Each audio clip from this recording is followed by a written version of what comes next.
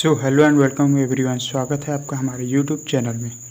दोस्तों आज हम लोग पढ़ने वाले हैं बैंड सिद्धांत के बारे में। ठीक है, बैंड थ्योरी जो कि कक्षा 12 के केमिस्ट्री का बहुत इंपॉर्टेंट टॉपिक है। इससे हर साल जो है कुछ ना कुछ पूछा जाता है, या तो इसके आधार पर या तो इसका सिद्धांत पूछ देगा कि बैंड सिद्धांत क्या है, या तो बोल देगा कि बैंड सिद्धांत के आधार पर चालक, अर्धचालक और अर्धचालक की व्याख्या कीजिए। ठीक है, तो कई प्रकार से प्रश्न पूछते हैं। तो चलिए देखते हैं बैंड चालक क्या है, इसका सिद्धांत क्या है और इसके आधार पर जो है चालक, अर्धचालक और कुचालक, सुचालक की व्याख्या कैसे करते हैं। तो देखिए बैंड सिद्धांत क्या है। इस सिद्धांत के अनुसार जितने परमाणु कक्षक आपस में मिलते हैं उतने ही अणु कक्षकों का निर्माण होता है। ठीक है, मान लेते हैं कि कोई भी, इसको मैं आपको एक बार पढ़ लेता हूँ, इसको फिर मैं अच्छे से समझाता हूँ। ठीक है, उतने ही अणु कक्षकों का निर्माण होता है। जब बहुत सारे परमाणु कक्षक आपस में मिलते हैं तो उतने ही अधिक संख्या में अणु कक्षकों का निर्माण होता है। ठीक है, और आगे क्या है, इन अणु कक्षकों की ऊर्जाओं में अंतर बहुत कम होता है। ये परस्पर मिलकर एक बैंड का निर्माण करते हैं, इसलिए इसे बैंड सिद्धांत कहा जाता है। ठीक है, देखिए कोई भी एक परमाणु है। ठीक है, कोई भी एक परमाणु है ना, ये मान लेते हैं कि कोई भी एक परमाणु है। अब ये देखिए जितने भी परमाणु हैं, कई सारे परमाणु होंगे इसी तरह। ठीक है, जितने भी सारे परमाणु हैं, सभी परमाणु अब इसके साथ जो, जैसे कि सभी परमाणु अब जितने अधिक संख्या में आपस में मिलेंगे, ठीक है, तो उतने ही ज़्यादा अणु कक्षकों का निर्माण होगा। ठीक है, मतलब कि जितने परमाणु मिलेंगे उतने ही ज़्यादा अणु कक्षकों का निर्माण होता चला जाएगा, है ना। और ये जो इसका निर्माण है, जैसे ये अणु कक्षक, ये अणु कक्षक, ठीक है, ये जो अणु कक्षक हैं इनके जो ऊर्जाओं का अंतर है, ठीक है, इन दोनों के ऊर्जाओं का अंतर है, या जो भी तीन चार जितने भी बनेंगे, इन सबके ऊर्जाओं का जो अंतर है लगभग समान होता है। ठीक है, कोई ज़्यादा खास नहीं होता है, बहुत ही कम अंतर होता है और इनके ऊर्जाएं लगभग समान होती है, लगभग समान होती है। ठीक है, एक्यूरेट एकदम समान नहीं होती, लगभग समान होती है।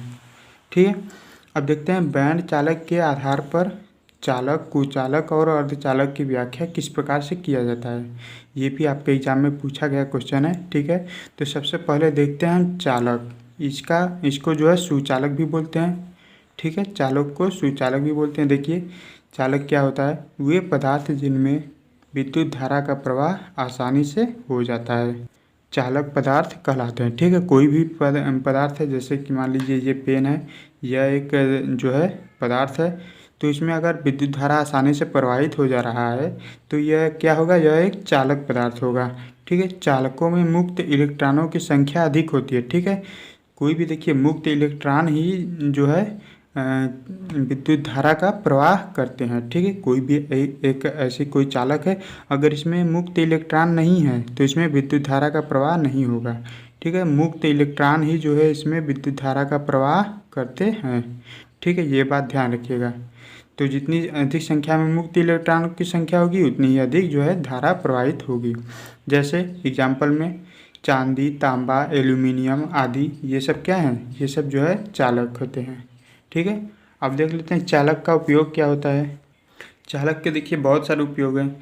विद्युत धारा के प्रवाहन एवं विद्युत चलित उपकरणों के निर्माण में। ठीक है, विद्युत धारा प्रवाह करने के लिए कोई भी तार वगैरह चाहिए ना, विद्युत धारा को एक जगह से दूसरी जगह ले जाने के लिए। और विद्युत चलित उपकरणों में, ठीक है, यानी कि जो विद्युत से चलते हैं उपकरण, जैसे पंखा हो गया या विद्युत मोटर हो गया, है ना, ये सब जो भी विद्युत से चलते हैं उसमें जो है इसका चालक का प्रयोग किया जाता है। अब देख लेते हैं इस अच्छे चालकों के गुण क्या होते हैं। ठीक है, तो अच्छे चालकों के गुण देखिए लिखा हुआ है, अच्छे सुचालक के गुण। ठीक है, पहला क्या है, पहला है हमारा चालक का प्रतिरोध बहुत कम होना चाहिए। ठीक है, प्रतिरोध जितना अधिक होगा उतना ही वह कम विद्युत धारा प्रवाहित करेगा, तो जितना जो है कम होगा तो वह जो है अधिक विद्युत धारा प्रवाहित होगा। तो सबसे पहला क्या है, चालक का प्रतिरोध बहुत कम होना चाहिए। ठीक है, और दूसरा क्या है, चालक सस्ता तथा सरलता से उपलब्ध होना चाहिए। ठीक है, चालक अगर सस्ता रहेगा और आसानी से मिल जाएगा तभी ना हम उसका उपयोग कर पाएंगे कोई भी वस्तु बनाने के लिए। और क्या है, चालक मजबूत होना चाहिए, क्योंकि यह देखिए लाइट से चलती है, बिजली से, तो चालक मजबूत तो होना ही चाहिए। ठीक है। तो चालक क्या होना चाहिए, चालक मजबूत होना चाहिए। तो ये था चालक के बारे में। अब देखते हैं कुचालक क्या होता है, यानी कि अचालक। ठीक है, अचालक जो है उसकी परिभाषा कैसे दी जाती है, बैंड सिद्धांत के आधार पर। ठीक है, तो देखिए कुचालक यानी कि इसको इंसुलेटर भी बोलते हैं इंग्लिश में। ये वे पदार्थ जिनमें विद्युत धारा प्रवाहित नहीं होती है अचालक पदार्थ कहलाते हैं। ठीक है, देखिए सुचालक में क्या होता था कि विद्युत धारा आसानी से प्रवाहित हो जाती थी, और कुचालक में क्या है, यानी कि अचालक में क्या है, इसमें विद्युत धारा नहीं प्रवाहित होती है। ठीक है, प्रवाहित नहीं होती है, अचालक पदार्थ कहलाते हैं। तथा इनमें मुक्त इलेक्ट्रॉन नहीं होती है। ठीक है, उसमें क्या था, चालक में मुक्त इलेक्ट्रॉन था, इसलिए उसमें विद्युत धारा प्रवाहित हो रहा था। इसमें मुक्त इलेक्ट्रॉन नहीं होती है, इसीलिए इसमें विद्युत धारा प्रवाहित भी नहीं होगी। जैसे देख लीजिए, जैसे रबर, प्लास्टिक, कांच, लकड़ी भी बोल सकते हैं। ठीक है, इन सब में जो है विद्युत धारा प्रवाहित होती है, नहीं होती है। ठीक है,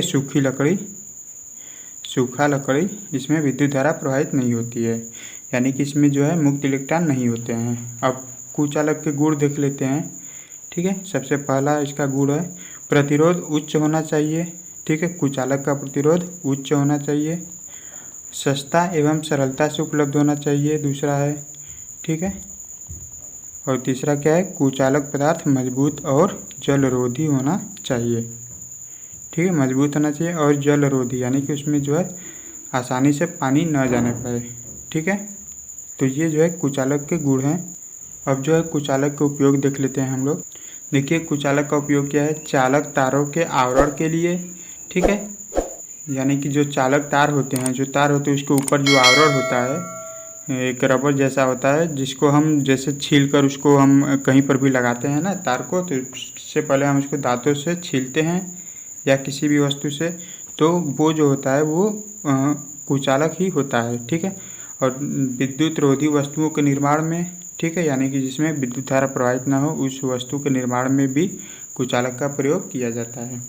ठीक है, अब हम देख लेते हैं अर्धचालक के बारे में जान लेते हैं। ठीक है, ये क्या होता है, सेमीकंडक्टर वे पदार्थ जिनमें सामान्य परिस्थितियों में विद्युत धारा प्रवाहित नहीं होती, परंतु कुछ विशेष परिस्थितियों में इसकी चालकता बढ़ जाती है। ठीक है, यानी कि सामान्य तरीके से अगर देखा जाए तो इसमें जो है अर्धचालक में विद्युत धारा प्रवाहित नहीं होता है, लेकिन कोई भी एक ऐसी परिस्थिति आती है जब इसमें विद्युत धारा प्रवाहित हो जाता है। जैसे कि देखिए लकड़ी क्या होता है कि अचालक होता है। ठीक है, उसमें विद्युत धारा प्रवाहित नहीं होती है सूखी लकड़ी में, लेकिन अगर उसको पानी में भिगो दिया जाए तो उसमें विद्युत धारा तुरंत प्रवाहित हो जाएगी। ठीक है, यानी कि जनरली जो है उसमें विद्युत धारा प्रवाहित ना हो, लेकिन कुछ ऐसी परिस्थितियाँ, विशेष परिस्थितियाँ उत्पन्न कर दी जाएँ जिसमें उसमें जो है विद्युत धारा प्रवाहित हो जाती है, तो उसे क्या कहते हैं, अर्धचालक कहते हैं, और इनमें धारा प्रवाहित होने लगती है। ठीक है, कुछ विशेष परिस्थितियों में इसकी चालकता बढ़ जाती है और इनमें धारा प्रवाहित होने लगती है। ऐसे पदार्थ अर्धचालक कहलाते हैं। ठीक है, इनको क्या कहते हैं, अर्धचालक। जैसे देखिए सिलिकॉन और जर्मेनियम। ठीक है, सिलिकॉन और जर्मेनियम, इनमें डोपिंग की जाती है। डोपिंग एक होता है, मतलब कि इसमें जो है कुछ अशुद्धियाँ मिलाई जाती हैं, तो इसमें क्या होता है, विद्युत धारा आसानी से प्रवाहित हो जाता है। अब जो है अर्धचालक के उपयोग देख लेते हैं। ठीक है, इसका उपयोग देखिए इलेक्ट्रॉनिक युक्तियाँ जैसे डायोड, ट्रांजिस्टर, एलईडी आदि के निर्माण में। ठीक है, इन सब में जो है विद्युत धारा प्रवाहित नहीं होता है जनरली। ठीक है, तो इन सब के निर्माण में क्या होता है, अर्धचालक का प्रयोग किया जाता है। ठीक है, तो इस प्रकार से जो है बैंड सिद्धांत हम लोगों ने आज पढ़ लिया है। आई होप कि आपको ये वीडियो पसंद आएगा। और दोस्तों अगर ये वीडियो पसंद आए तो कृपया वीडियो को लाइक करें, अपने फ्रेंड्स के साथ शेयर करें, और अगर आप हमारे इस चैनल पर पहली बार आए तो कृपया चैनल को सब्सक्राइब जरूर कर लें। इस चैनल के माध्यम से आपको इंटरमीडिएट बोर्ड एग्जाम की पूरी तैयारी कराई जाएगी। ठीक है।